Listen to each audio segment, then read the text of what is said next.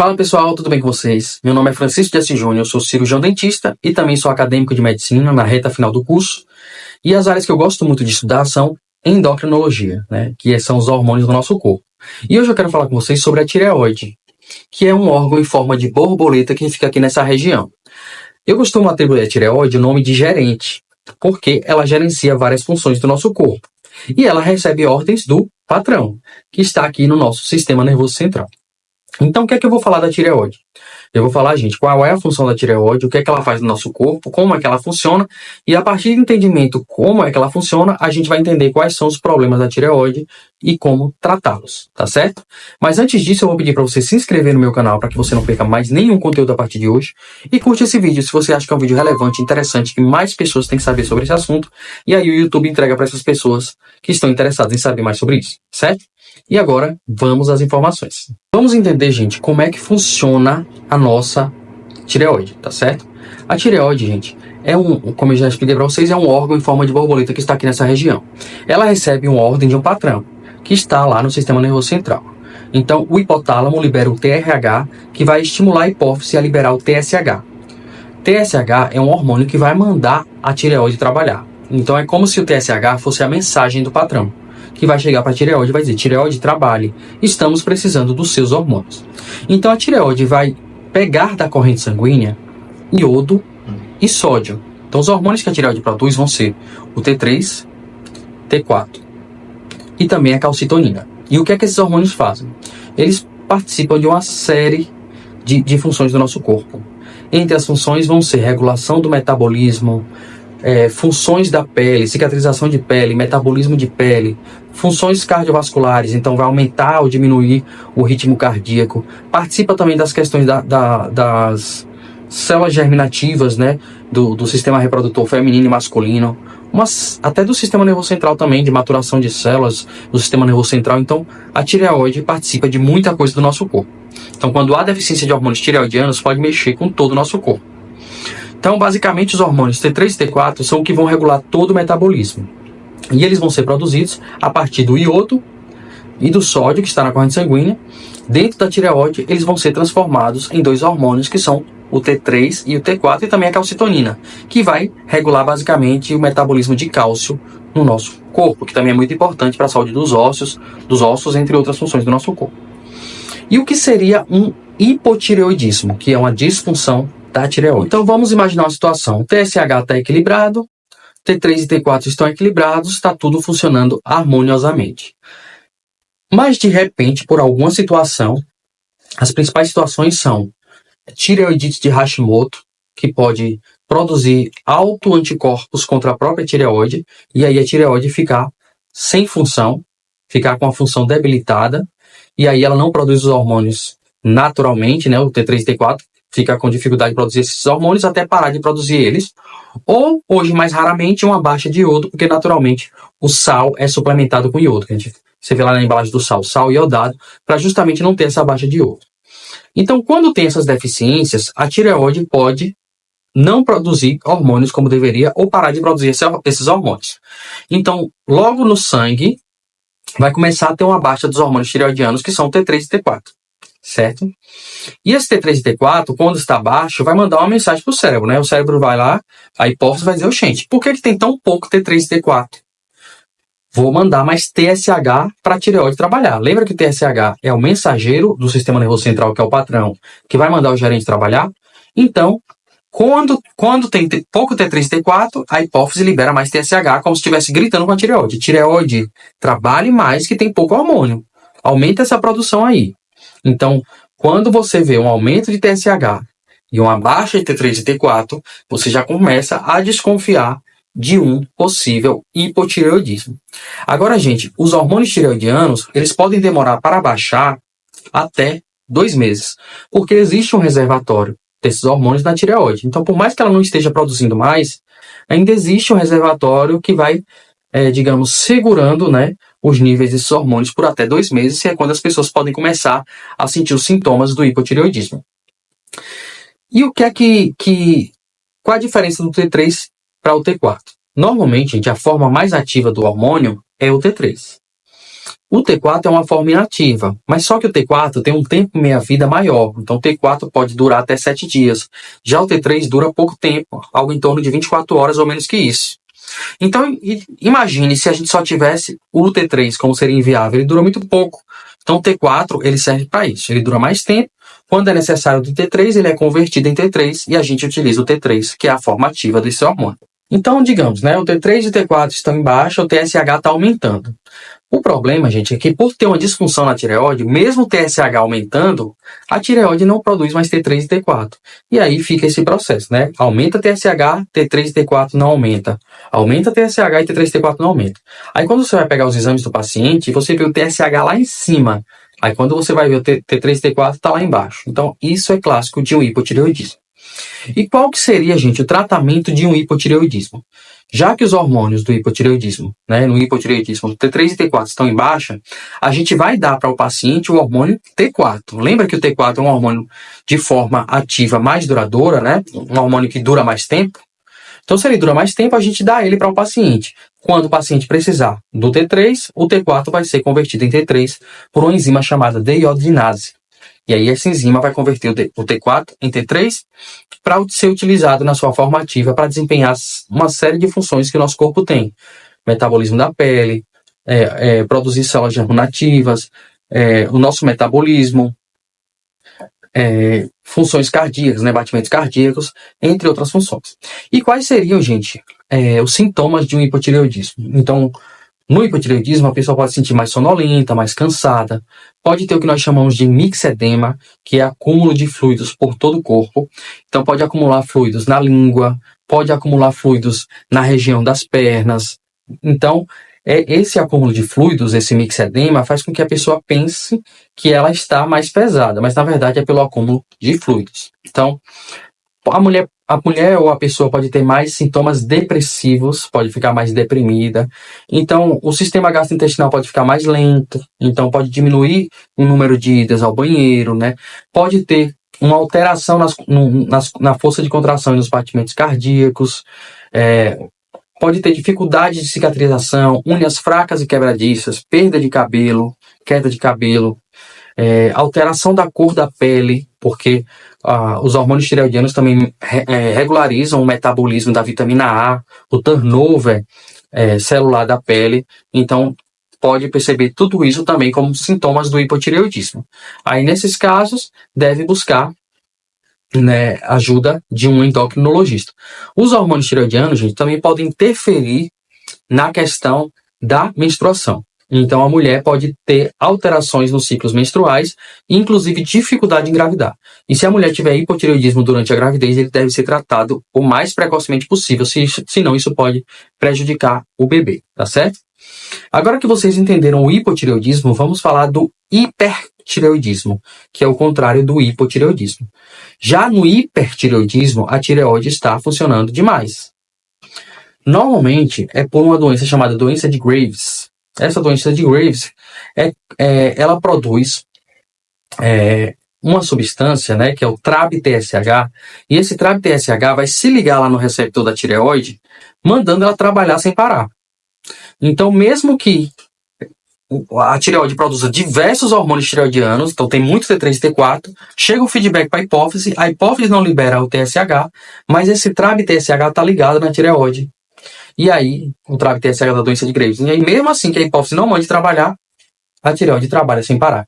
E aí, o aumento desses hormônios tireoidianos, né, T3 e T4, vai deixar a pessoa mais acelerada, vai deixar a pessoa mais ansiosa, vai deixar o coração disparado, a pessoa perde muito peso, evacua várias vezes ao dia, porque o sistema digestivo fica daquele jeito, né?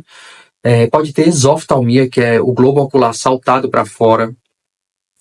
Na boca, gente, os dois tipos de doença da tireoide, hipotireoidismo e hipertireoidismo, podem causar o que a gente chama de macroglossia, certo? A macroglossia é pelo acúmulo de mixedema, de edemas, né?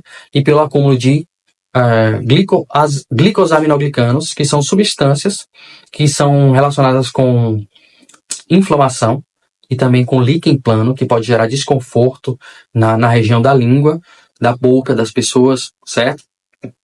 E uma série de outras, como pele seca, São muitos sintomas. Eu vou deixar aqui listado para vocês os principais, tá? Então, o hipertireoidismo vai ser o contrário do hipotireoidismo. Então, já o hipertireoidismo, a gente trata mandando a tireoide trabalhar menos. Então, no hipertireoidismo, normalmente, a gente utiliza medicamentos que vão diminuir o trabalho da tireoide. Os medicamentos normalmente utilizados vão ser o metimazol, certo? Normalmente eles vão terminar com o nome Mazol, mas também tem o próprio Tiuracil. Então tem outros medicamentos que eles vão justamente mandar a tireoide trabalhar menos para que ela não produza tanto hormônio e a pessoa não fique assim tão acelerada, certo? Outros medicamentos que podem ser utilizados também no tratamento do hipertireoidismo pode ser beta-bloqueadores, que a gente chama propranolol, porque justamente eles vão diminuir essa força de contração do músculo cardíaco e a frequência de contração do músculo cardíaco para que a pessoa não tenha sintomas cardiovasculares provocados pelo hipertireoidismo. Além disso, o propranolol pode bloquear a conversão do T4 em T3. Sendo assim, o hormônio não fica na forma ativa e não vai se ligar aos receptores, gerando essa aceleração da pessoa. Então, basicamente, vai ser esse o tratamento da doença de Graves. Estou falando de forma bem básica, viu, gente? Que a doença de Graves pode evoluir para uma necessidade de remoção da tireoide, tá certo? Em algum momento, de tanto você estimular a tireoide a trabalhar menos, o paciente que antes tinha um hipertireoidismo pode começar a ter um hipotireoidismo. Isso é um efeito colateral do tratamento do hipertireoidismo, tá certo? Estou falando aqui sobre tratamentos básicos, não estou me aprofundando tanto. E o que seria, gente, um nódulo na tireoide? Um nódulo na tireoide, a gente já vai aprofundar no exame de imagem, principalmente na ultrassom da tireoide. Grande parte da população, gente, pode ter um nódulo na tireoide.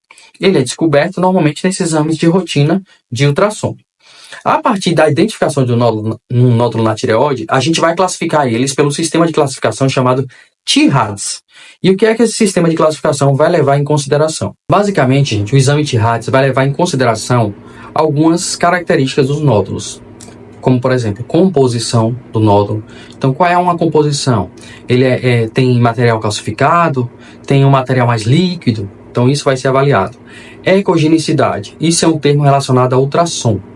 Então, é o som que é emitido quando o ultrassom é colocado na região. Porque o ultrassom, como o próprio nome diz, ele emite sons e ele vai receber, digamos, a mensagem que a matéria recebeu desse som. Então, digamos, uma matéria mais sólida emite um tipo de som, uma matéria mais líquida emite outro. E a partir desse som recebido pelo ultrassom, é formada a imagem, certo? Então, vai levar em consideração composição, ecogenicidade, a forma. Como é que é a forma? É arredondada? É mais alta do que larga? É mais larga do que alta? Como é que são as margens? São bem definidas? São mal definidas? Tem focos ecogênicos no interior, que ecogênico também é um termo relacionado digamos, a formação da imagem. E aí eu vou dizer para vocês o que é avaliado em cada um desses tópicos. Por exemplo, na composição vai ser dado uma pontuação, um número, de acordo com cada forma que aquele cisto, né, aquele nódulo tenha.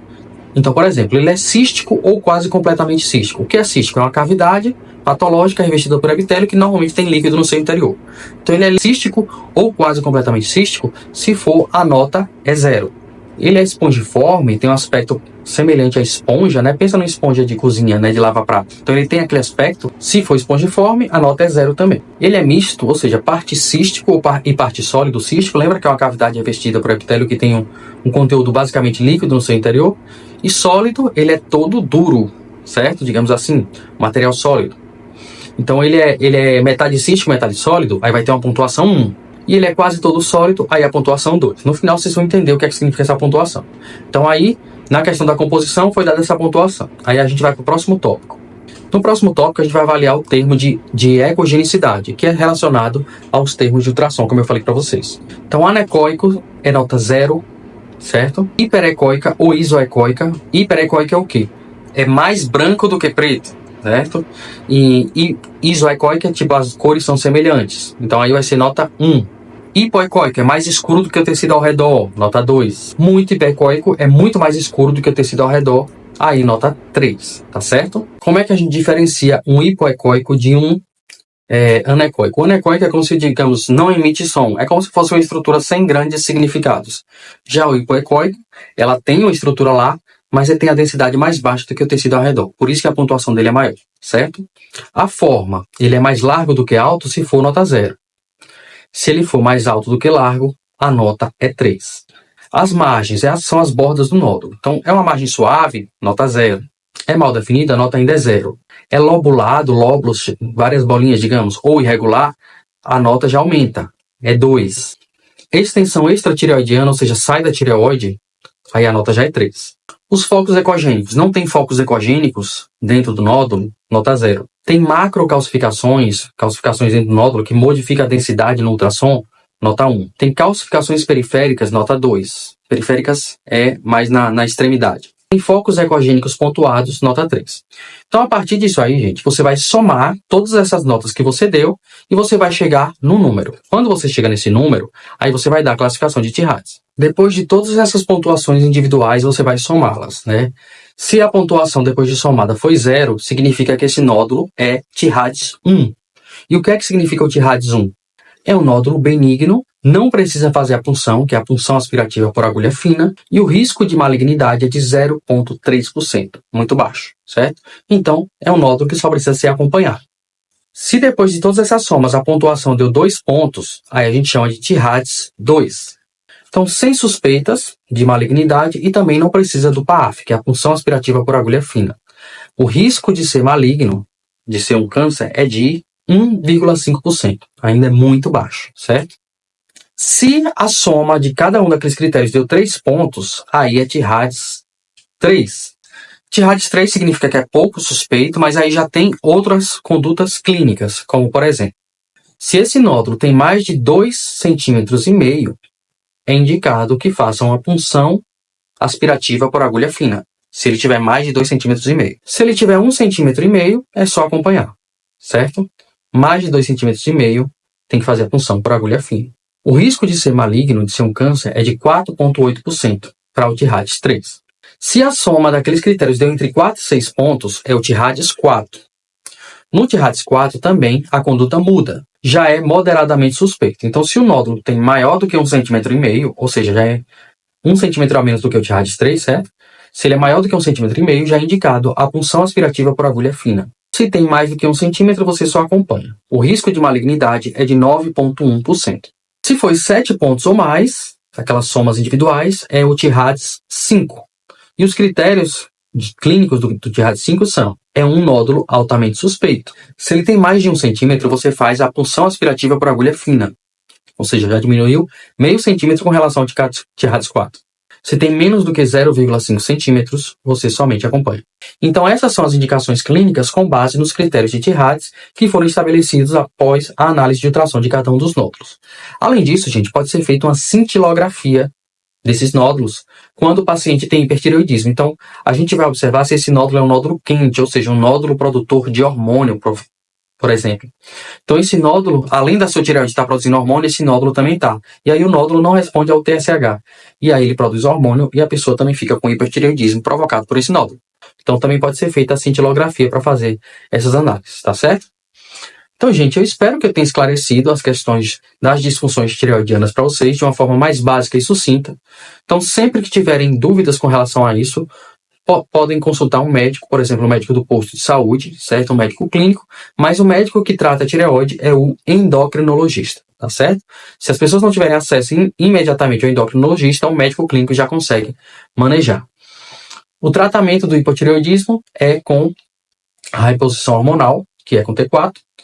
Do hipertireoidismo é com a redução da atuação da tireoide, normalmente metimazol, proptiluracil ou outros medicamentos, até também com propranolol, certo?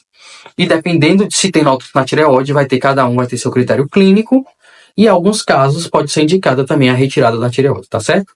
Pessoal, se você gostou desse conteúdo, se inscreve no meu canal para não perder mais nada a partir de hoje. Curte esse vídeo se você acha que é um vídeo relevante, interessante, que mais pessoas têm que saber sobre isso. E eu te ensinei a compreender melhor o funcionamento do seu corpo. Eu também estou em outras redes sociais, vou deixar aqui para vocês. E até o próximo vídeo.